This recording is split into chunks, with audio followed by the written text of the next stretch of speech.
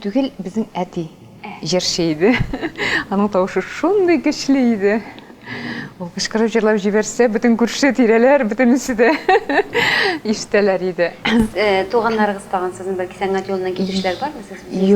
Yok, мен гене. Bir kimde андай yok. Хам енді сіз міне оқыра келдіңіз Қозанға, хам журнал жұмысын да білемәлі. Міне келгенде ол уақытта шешеңіз қора болған, не үшін эстрадалық сұры шешіліп болып шығарған? Білесіз ме, мен аны өзім де білмеймін. Ол шулай туры келгендер. Ол вакытта юк иде бит инде. Әгәр дә блондинка булсаң сахнага, хәзер генә улай, ничектер блондинкалар, ак чәчле кешеләр сахнага килергә теләгән кеше ничектер барыбер тели ак чәч ясарга. Әгәр дә килешсә, күбрәк шулай бит инде. Җырчыларны карасаң, блондинкалар барыбер күбрәк. Белмим, нәрсәгә мин аны буятканмын. Ансы да менә үземә мин аңламыйм. Нигә кирәк булгандыр? Шулай кирәк булгандыр. Неге кыска итек кидем? Ансын да аңламыйм. Алар барысы шулай кушылып китеп, блондинка, кыска юбка, шундай җырлар. Кызлар пишеткә түгел. Һәм шул бергә туры килеп инде шулай образ туды һәм кешегә кереп китте инде. Менә җырлар дигәннән җырлар ничек сайлыйсыз? Менә җырны бит инде 3 кеше чыгара. Шулай бит, ул бит инде bir tulu bir әйбер килеп чыга ахырдан. Аны мәсәлән композитор яза, шагыйрь бит инде шигырен яза, шулай бит. Аннан соң инде хәтта элемдә әйтергә кирәк, хәтта аранжировщик та катнаша, шулай бит. Ул да бузып та куя мөмкин, яхшы иптәшләр мөмкин. 4 кешенең эше килеп чыга инде һәм җырчы аны тамашачыга тәкъдим итә. Шулай бит, менә бу ничек бу процессны ничегрәк сез кабул итәсез? Гомумән ничегрәк эшлисез? Ул мәсәлән шушы иҗат юлында әйме башлангыч чорларда ул бәлки икенчерәк булгандыр. Хәзер үтә төрле этаплардан үтә ул. Но барыбер мин иң башта үземне игътибар итәм инде сүзләргә, җырның темасына. Шул сүзләрдән чыгып инде ниндирәк җыр бит инде нинди шигырьләр лирик җырларга тартым ясыймы? Әнинде җырлар, кызу җырлар, эстрада җырына, теге күңелле җырларга. Һәм шуннан карап инде сүзләрнең мәгънәсенә карап композиторында. Композиторлар тоже төрле кешеләр бит инде характер буенча, әйме? Шул характерлар буенча композиторга и аранжировщикларда. Алар тоже аерылалар. Кемдер эстрада җырларын яхшы ясый, әйме? Кемдер лирик. Да, инде шулай ул шундый этапларны узадыр дип уйлыйм.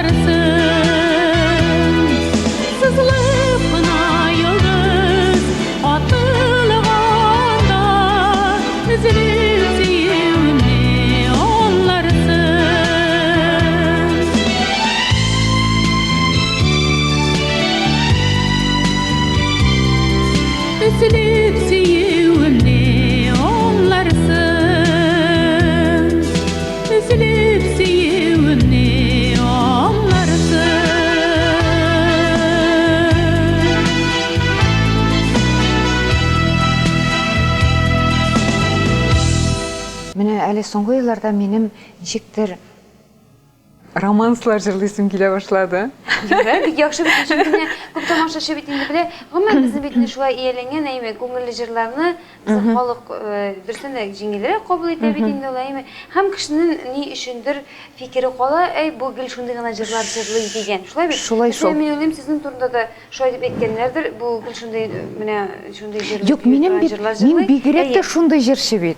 Уйлап карасам шулай бит инде, әйме? Ләкин сезнең бардыр бит репертуарда лирик җырлар. Юк, минем лирик җырлар бар. Халык җырлары да бардыр. Мин үзем бигрәк шундый, үзем тик тормас та характер бер яктан шулай мин, әйме? Икенче яктан урысча әйткәндә серьезный, ниндидер җитди кеше мин. Үземнең характер буенча бер яктан шундый, шаян, бер яктан җитди кеше. Белмим, мәсәлән, романслар, мин Рөстәм Яхин романсларын бик яратам. Әле соңгы вакытларда аның романсларын алып инде тыңлыйм. Тыңладым. Мәсәлән, Ялгыз агач иң яраткан романс минем ялгыз агач ничектер. Анда авыл крайында бит инде ялгыз агач үсеп утыра. Безнең дә авыл янында шундый агач бар иде. Ул агач хәзер юк. Ничектер минем бала чакта шундый күңелемдә шундый калган. Ничектер Хатирә. әйе. Истәлек бу. Әйе.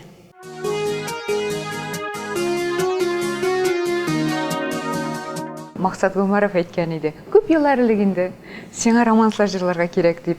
Әйе, бәлки бу яңа сулыш Да. булып китәр. Кем белә, кешенең бит иҗатында менә шундый тегенчек дип әйтим, ак баласы, карасы була бит, Әйе, карасы була. дөрес. Төрле вакыт, төрле чакта, төрлечә була. Кемдер дөрестән дә иҗаттан әзенә китеп, менә бераз ял итеп ала шулай бит инде.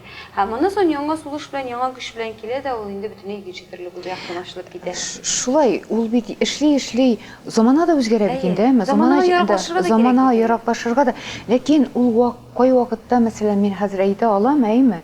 Кай вакытта теләсәң дә сине кеше ишетергә бәлки теләмәгәндер дә. Шундый вакытлар да була бит инде. Башка җырчылар килә, башка темалар, әйме? Ул синнән генә дә тормый. Сөйклеләр, назга сусаганнар, сөю нәфрәт булган тормышта, сөю телә миңа, сөю телә, онытырга мине тырышма. Сөю телә миңа, сөю телә, онытырга мине тырышма.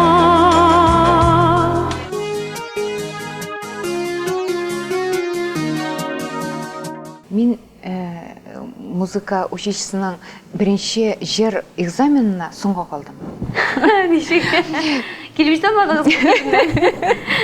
Килеп җиткән дә иде. Мин башта консерваторияның, чөнки мин бит инде, әгәр без бит сөйләдек, мин педучилищеда укыдым дип әйткәч, әле мин педучилищеда укыганда җыр буенча анда шөгыльләндем. Минем бар иде анда Нина Ивановна, педагог, җыр буенча инде. Без аның белән шулай шөгыльләнә идек инде. Мин ул вакытта рус телендә җырлар җырлый идем. Бу педучилище безнең Пермь өлкәсе Аса шәһәрендә иде. Шунда конкурсларда катнаштым мин. Минем анда җырым бар иде, Россия дип әйткән. Русча. Мин ул вакытлар татарча җырламый идем, рус телендә җырлый идем. Кичкенәдән минем ничектер рус телендә җырларны яраттым. Нигәдер. Хәзер дә минем репертуарда рус телендә җырлар бар. Шулай итеп, ничектер мин килдем консерваторияда элек бар иде подготовительный курсы, әйме? Бәлки музыка училищесында тамамлагач, мин шунда башта уйлаган идем. Аннан соң ничектер шунда документлар бирепме, мин бу экзаменга соңга калдым. Аннан соң музыка училищесына килгән идем, әйттеләр, җыр буенча хәзер экзаменнар үтте, хәзер сезгә барырга кирәк Клавдия Захаровнаның өенә, Щербинина. Һәм мин адресын бирделәр дә, мин эзләп киттем. Әле бит Казанда беренче тапкыр, хәзер дә исемдә, ул Пионерская остановка янында тора иде. Ничектер шуны барып эзләп табып, кереп, Клавдия Захаровнага, ул миңа бернинди җырлар җырлатмады өендә, әйме? Ничектер бернинди распевкалар бирде. Һәм әйтте дә, дүртле куйды да экзаменга, башка экзаменнарыңны бир дип, мин шулай иттереп башка экзаменнарны бирдем дә, мин музыка училищесына кирип киттем, шулай, беренче курска. Инде эстрадага килеп укучы керек булды. Музыка училищесын тамамлагач, мин үзем ул вакытта бит инде җырчылар филармония шагына җырчы булалар иде. Үзем филармониягә килмәдем, нигәдер. Ниләргә, тыңларга. Шуннан соң музыка училищесында укыган вакытта ук, ул вакытта бит инде концертлар белән күп йөри идек. Атна сайын авылларга без концертлар белән йөри идек. Студентлармы? Студент чакта инде. Һәр ел шимбә көннәрендә без авылда концерт куя идек. Якын тирәләрдә. Әйе, якын тирәләрдә. Шуннан соң инде бәлки белгәннәрдер инде. Училищены тамамлагач, ул вакытта, хәзердәге сөйләп китер өчен инде, Газинур Фарушин бик популяр җырчы иде. Һәм ул үзенә филармониядә инде бригада төзәргә йөргән вакыты булган иде. И мине эзләп, алар килгәннәр минем тулай торакка. Мин ул вакытта яши идем Киров районында, Можайский урамында. килгәннәр Азин Фарухшин, Максат Гумаров. Чөнки алар ничек мине белгәннәр дип әйтсәң, шулай инде һаман җырлап йөрегәч инде. Һәм ул мине чакырды үзенең бригадасына. Ләкин ул үзе чакырып кына филармония кереп булмый иде инде. Ул вакытта худсовет бар иде. Худсоветка үзенең программаны күрсәтер алдыннан инде ничәдер 1-2 атна әзерләнергә кирәк инде программа әзерләргә. Шул худсоветка без әзерләдек программаны. Худсовет булды. Худсоветта хәзердә хәтеремдә композитор Фасил Әхмәтов иде, Айрат Арсланов һәм режиссер филармонияның эстрада бүлегенең баш режиссеры Илгиз Мәҗитов. Шул худсоветка без үзебезнең программаны күрсәттек һәм киттек беренче гастрольләр Балык бистәсе юк. Балтач районына киттек. Киме колпак бәйле чәчәк, чәчәк бәйли торганы чак. Уйнасак килсәк шушы чак, үтә безнең рәхәт чак. Ойли замана, замана үтеп бара. Ойли замана, замана үтеп бара.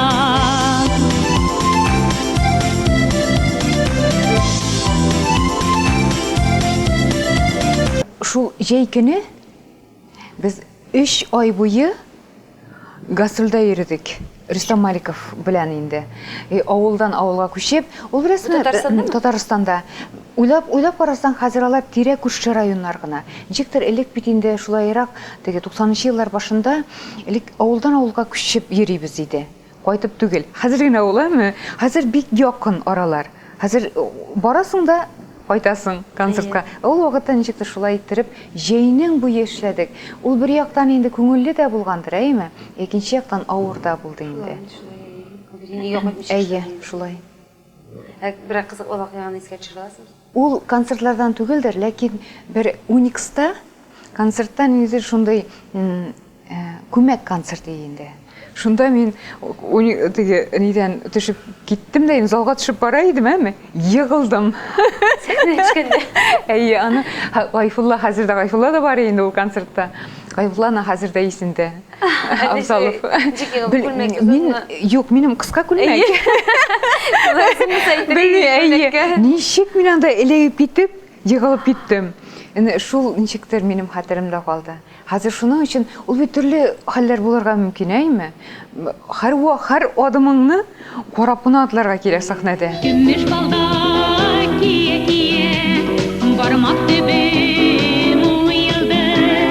Син җаныны уйлый-уйлый, йөземә кара куелды. Ай-ай-ай, бигрәк булган, үстимәсен һич яман.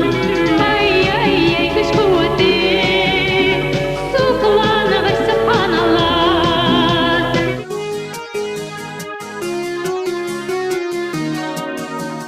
Әйтегез, без сезнең белән бераз гына хәзер татар эстрадасына шундый кичкенә генә анализ ясап алыйк. Менә сез килгән чор һәм хәзерге чор. Сез бит инде беләмчә шундый менә бик шундый фестивальләр, конкурслар уза торган вакытта килеп кирдегез шулай бит эстрадага. Әмма менә шундай сезнең шундый балкып торган вакыт, ул инде менә татар җыры, маңа беренчеләрдән үткән вакытыдыр. Дөресен әйткәндә, мәсәлән, мин башлаган чорларда, бәлки миңа чагырак 1-2 еллар, беренче еллар, әйме? Ул бит инде татар эстрадасының чыннан башланган чоры булды. Әйе. Да, ул бит элегрәк андый җырлар юк иде, әйме? Шулай ук теге әйтеп үттек бит инде, әйме? Кием, җырларның темалары. Шундый ул дөресен әйткәндә, да, әйе. Эстраданың башланган чоры булды. Шуның өчен хәзер мәсәлән, шушы 20 ел эчендә безнең замана шундый үзгәрде. Җырлар да үзгәрде, әйме? Теге җырларны ясау, фонограммаларда, әле бит мин килгән вакытларда фонограммалар да юк иде. Шулай бит инде. Да, шуның өчен 20 ел эчендә эстрада бик үзгәрде инде. Нигә алга китеш бар дип саныйсыз? Ничек инде булмасын? Чөнки бит инде күп кеше әйтә, инде татар эстрадасы үсми, һаман шул урында тора дип. Татар эстрадасы, беләсезме, минем шундый ничек татар эстрадасы минем уйлавымча, әйме? Татар эстрадасы рус эстрадасыннан да, чит ил эстрадасында бердә читтә түгел. Шундый ук уровеньда. Бәлки ул теге безнең җырлар, бәлки анда ул бит инде алар өчен бәлки кирәкмидер. Ну кирәкмидән түгел, алар безне тыңламыйлар, әмма шулай бит инде. Урыс эстрадасы җырчылар да бит инде теләделәр, әйме, инде чит илдә мәсәлән, җырлап карарга, ләкин алар үзләренекен тыңлыйлар. Без тыңлыйбыз, әйме? Шуның белән генә ул. Ничек инде, мәсәлән, хәзер Евровидениедә катнашты безнең, әйме?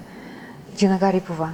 Аның җырлары чит ил эстрадасыннан киммени? Юк. Мин бер дә нитмим. Бер ниде. Ога китешү зур санайсыз. Әйе. Чөнки безнең кайбыны бәлки инде безнең теге мәдди якка бәйләнеп кенә киткән бардыр. Ансы бардыр, ләкин мәсәлән рус эстрадасының һәм инде чит ил эстрадасының мөҗитләре бөтенләй икенче. Тагын да бер нәрсә исемә төште хәзер, әмма шуның эстрада ничек үзгәреш бармы дип әйткәннән, мин бер 10 ел элек нидә Мәскәүдә җыр эшләгән идем. Студияда үземнең татар җырын. И шуннан соң фонограмма эшләттем, и тавышында барабанда яздырдым. Ул беләсезме инде студия иде, Николай Басков студиясы. Аның и шуннан соң мин үземә шундый ой килде. Җырны тыңлап карагач, фонограмманы тыңлап карагач, безнең татар җырын бездә Казанда гына ясый алалар. Алар өчен шуның өчен бернинди үзгәреш юк. Безнең Казанда татар җырын яхшырак та ясыйлар.